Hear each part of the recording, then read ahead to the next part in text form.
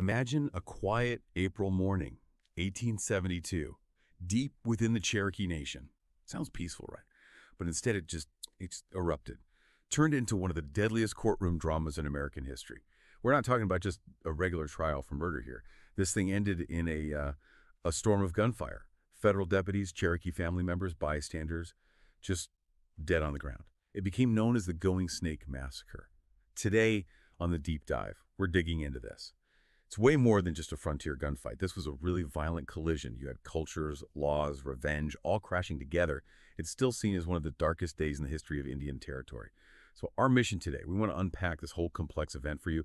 We'll look at the history leading up to it, what sparked the violence, the shootout itself, which was horrifying, and the legacy. Because, the story gets told very differently depending on who you ask.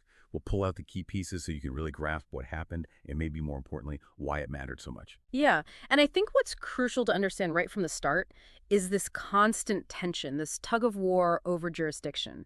Who actually had the right to try cases? Was it the Cherokee courts?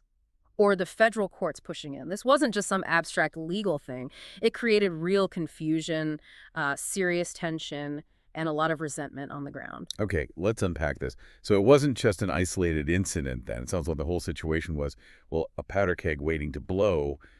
Can you maybe set the stage a bit more? What was the Cherokee Nation like back then after the Civil War that made it so volatile? Absolutely. To really get that April morning, you have to step back. The Civil War had just ripped the Cherokee Nation apart. It was brutal. You had factions that bitterly opposed each other. Some sided with the Union, some with the Confederacy. And even when the fighting stopped, well, the bitterness didn't just disappear. There were old grudges simmering. The economy was wrecked.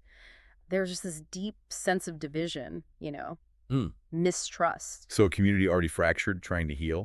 Exactly. And then you layer this legal conflict right on top of it. Yeah. See, in the Goingsnake district, like other parts of the nation, the Cherokee had their own courts. Wow. They had their own laws, their own justice system. It was established, sophisticated. But you also had federal officials down in Fort Smith, Arkansas. Specifically, Judge Isaac Parker. Maybe you've heard of him, the hanging judge. Oh, yeah, definitely heard of him. Right. Well, Parker and his court were determined to enforce U.S. law in Indian Territory. They saw it as their jurisdiction, especially for serious crimes or cases involving non-natives. So you have this fundamental conflict over sovereignty. Who's actually in charge here? It's like two different governments trying to operate in the exact same space, both thinking they have the final say. Yeah. You can just imagine how that tension would build, right? Mm-hmm. It created constant friction. Think about it. A Cherokee citizen gets accused of something. Who arrests them? Who tries them? The Cherokee Nation says, we do, it's our land, our citizen.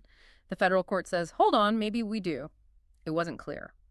And this led to contested arrests, interference, and this growing feeling among the Cherokee that their right to govern themselves was really under attack.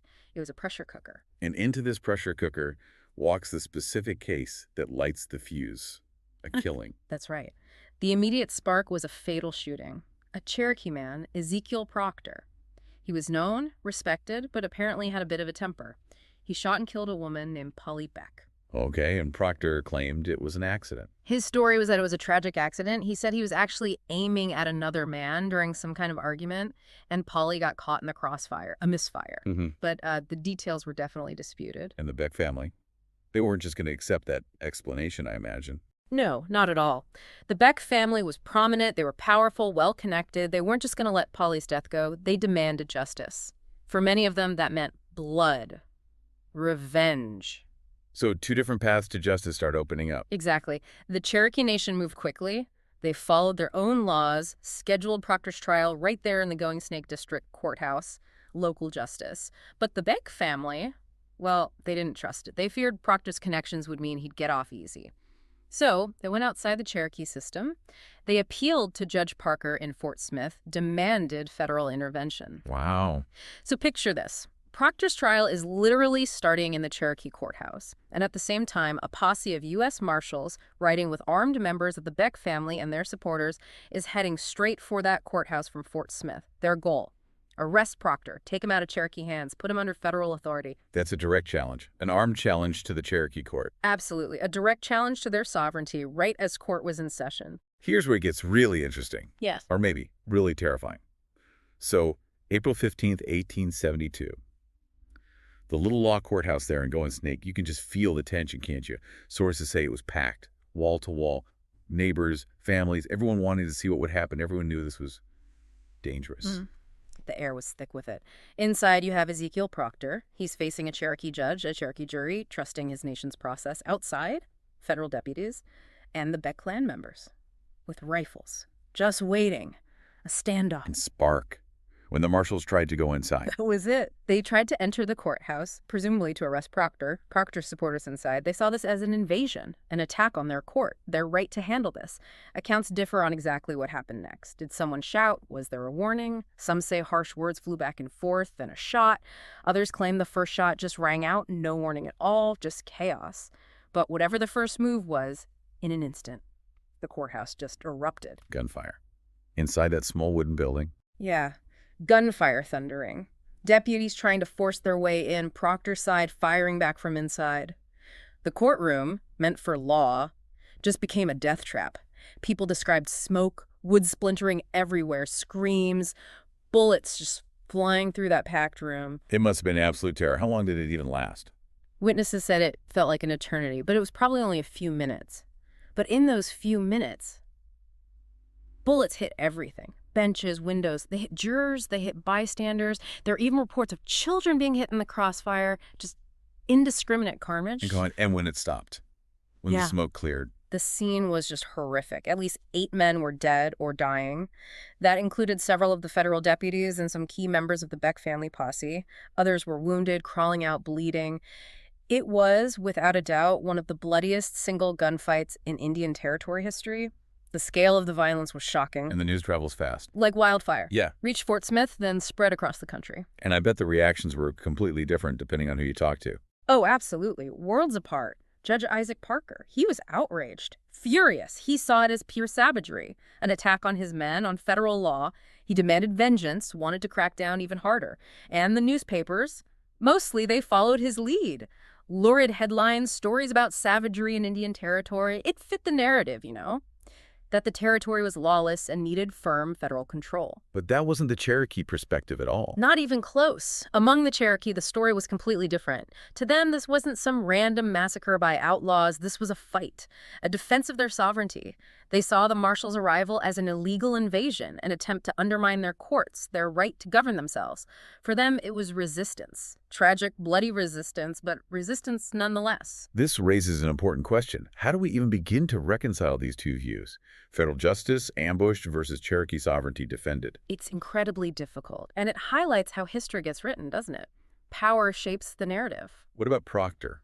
Ezekiel Proctor, what happened to him in all this? He actually survived the shootout, physically unharmed, I believe. And later, he was formally acquitted by the Cherokee court. Which must have poured gasoline on the fire for the Beck family. Oh, absolutely. They never forgave, never forgot. That feud, that bitterness, it lingered for years, a cycle of revenge. But the impact went way beyond Proctor or the Becks. Right. You mentioned this becoming a stepping stone for federal control. Exactly. The Goingsnake Massacre gave Judge Parker and Washington more ammunition, politically speaking. It justified, in their eyes, tightening the federal grip on Indian territory. Federal courts got more power, Cherokee courts lost more power. It was part of that slow, steady erosion of native sovereignty. Ultimately, it helped pave the way towards dissolving tribal governments, breaking up the land, and eventually, Oklahoma statehood. The end of Cherokee self-rule as they knew it.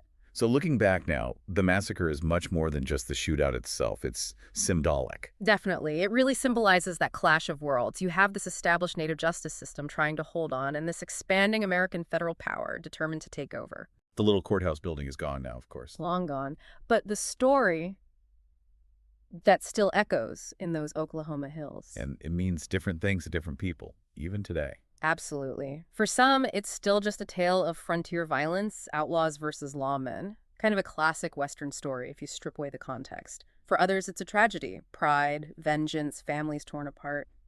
And for the Cherokee Nation, it remains a really potent symbol, a reminder of their long fight to govern themselves on their own land, a land that was supposed to be theirs. So what does this all mean? It forces us to see this wasn't just another gunfight out west. It was a turning point, a really brutal lesson, wasn't it?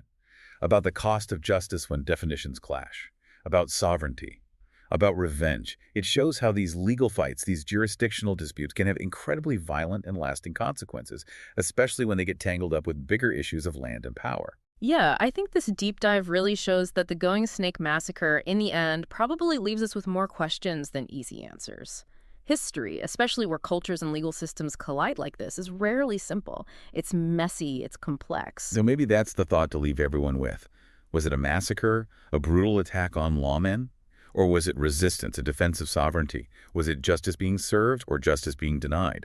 Or maybe just another chapter in a long history of broken promises? One thing we know for sure. That quiet April morning in 1872, the Cherokee Hills witnessed something extraordinary, a courthouse shootout unlike any other. We really encourage you to think about these different perspectives, the weight of this history, and what it tells us even today.